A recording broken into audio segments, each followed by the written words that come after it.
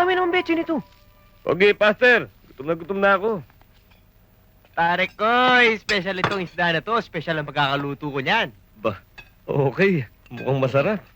Akin tong buntot, ha? Mm. Oh. Ish.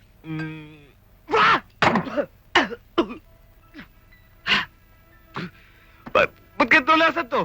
Bakit? Bakit ano ba lasa? Ang sama! Tikman mo! Ano ba hinalo mo dyan? Betsin! Anong klaseng betsin? Yun yung betsin na nakakuha ko doon sa loob ng isda. Bilib nga ako eh. Parang imported. May special offer. Patingin nga, kunin mo. Sandali.